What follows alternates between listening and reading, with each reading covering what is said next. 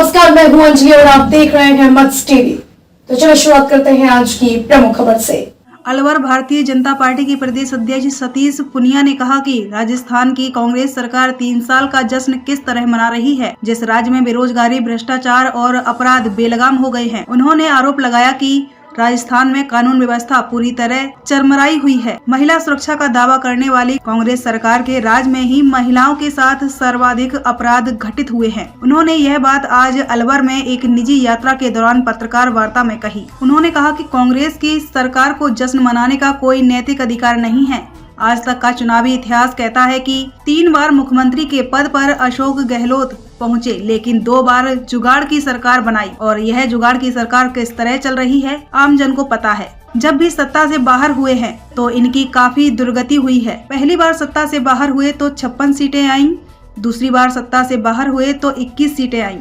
आखिर फिर यह कौन से मुंह से मुख्यमंत्री इस सरकार को रिपीट होने के बाद का दावा कर रही है। उन्होंने आकलन करते हुए कहा कि भारतीय जनता पार्टी भले ही सत्ता से गई हो, लेकिन 70-75 सीटें हर चुनाव में आई हैं। यह फर्क होता है आमजन में सरकार के प्रति विश्वास का। उन्होंने कहा कि बसपा विधायकों के मर्ज का मामला सुप्रीम कोर्ट में चल रहा है। निर्दलियों की वैशाखी के सहारे सरकार बनाई गई, उनके बावजूद भी आगामी विधानसभा चुनाव में रिपीट होने का दावा किया जा रहा है। यह बात समझ से दूर है। पत्रकारों के दौरान उन्होंने कहा कि रोजगार के नाम पर मुख्यमंत्री अशोक गहलोत ने राजस्थान के बेरोजगारों के साथ छल किया।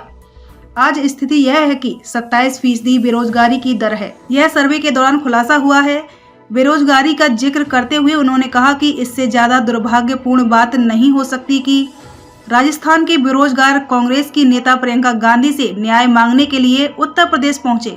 एक तरफ प्रियंका गांधी उत्तर प्रदेश में बेरोजगारी का मामला उठाती हैं, जबकि राजस्थान ही बेरोजगारी के मामले में दूसरे नंबर पर है। अलवर से दीक्षित कुमार की रिपोर्ट। अलवर के सभी मीडिया के मित्रों का अभिनंदन। जैसा भी हमारे शहर के विधायक संजय शर्मा जी ने बताया कि मैं व्यक्तिगत तौर पर पार्टी के कार्यकर्ताओं के परिवारों में शोक संवेदना व्यक्त करने के लिए आया हूं। हम लोग पार्टी को परिवार की तरह चलाते हैं, इस नाते मेरा नैतिक जिम्मेवारी होती है कि इस तरीके की जब घटनाएं होती हैं तो उनको संवेदना व्यक्त करने के लिए, संबल देने के लिए हम लोग जाएं। स्थानीय लोग तो संभालते ही हैं, लेकिन मुझे आज मैं इन लोगों के बीच में आया था तो राजनीतिक तौर पर तो नहीं, लेकिन क्योंकि आप लोग मीडिया से ताल्लुक रखते हैं, हम राजनीति से, तो परस्पर पूरक हैं इस लोकतंत्र में। तो मुझे जब कहा कि मीडिया के बंधु मिलना चाहते हैं, प्रेस करें, तो मेरा प्रेस का तो मिजाज नहीं था, लेकिन कम से कम आपस में बातचीत हो जाए। बाहर से भी फोन आए तो मैंने कहा मेरी राजनीतिक यात्रा नहीं, मैं सामान्य तौर पर कार्यकर्ताओं से मिलने जुलने के लिए आया हूं। लेकिन फिर भी ये जरूरी हो जाता है क्योंकि आपके कुछ सवाल भी होते हैं, कुछ जिज्ञासाएं होती हैं। उसकी पृष्ठभूमि में मोटे मोटे जो चीजें, कुछ प्रश्न आपके हो सकते हैं, उस पर मैं अपनी बात रखूंगा, कुछ आपके सवाल होंगे। अभी इन दिनों, पिछले कुछ दिनों से सरकार 3 साल का जश्न मना रही है और अक्सर मीडिया के लोग पूछते हैं कि सरकार जश्न मना रही है, तो हमारा जवाब होता है कि इस सरकार को कम से कम जश्न मनाने का तो नैतिक अधिकार नहीं है और उसका भी तार्किक कारण है।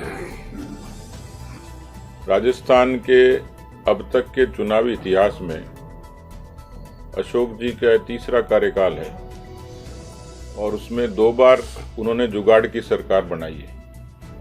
एक बार पूरा बहुमत मिला, लेकिन 2 बार के कालखंड में उनको आधा अधूरा सा जनमत मिला, जिसमें इस बार भी 99 सीटें आई थी।